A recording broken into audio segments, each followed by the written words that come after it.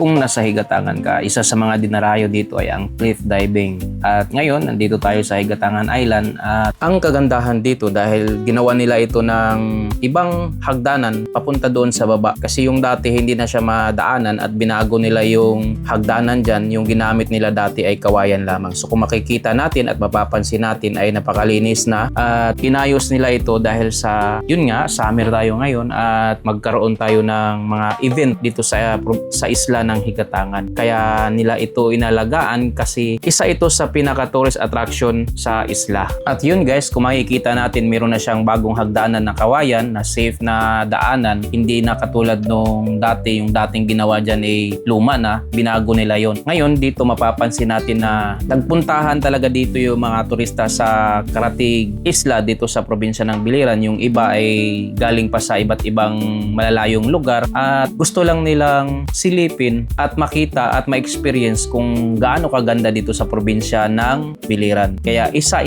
sa kanilang pinuntahan, kung makikita natin yung mga turista na yan, ay yung Higatangan Island. Yun nga yung cliff diving. So napakaganda dito kumuha ng mga photos, lalong-lalo na pagka sunset, kitang-kita natin yung paglubog talaga ng araw. Dito natin matutunghayan niya. Pakaganda yung senaryo ng paglubog ng araw. At dito rin makikita, pagka nandito tayo sa cliff diving, makikita rin natin yung nagkakagandahang mga rock formation dito sa isla ng Higatangan. At para doon sa mga gustong pumunta dito sa Higatangan Island, ang Higatangan Island ay matatagpuan sa Naval, Biliran. Kung galing kayo ng Ormoc or Tacloban, babiyahe kayo by land or by sasakyan, nasa mga 2 to 3 hours ang biyahe papunta doon sa Naval. Ngayon, pag dumating naman kayo dito sa Naval Terminal, magtanong kayo kung saan yung bangka o motor bangka na papuntang Higatangan. So meron tayong dalawang bangka na laging naka-schedule yan araw-araw na bumabiyahe. Yun nga lang, isang beses lang ang biyahe ng Naval to Higatangan. Tuwing alas 12 lang ng tanghali ang papuntang Higatangan. Naval to Higatangan tuwing alas 12 lang. At pagbalik nyo yan, kinabukasan na, ang biyahe naman doon sa Higatangan papuntang Naval ay mga alas 7 ng umaga or alas 7:30 ng umaga from Higatangan to Naval. Dati yung area na to talagang hindi talaga ito mapupuntahan ng mga tao gawa nung napaka maraming tanim dyan. Hindi mo madaanan dahil napaka sukal nung area, maraming mga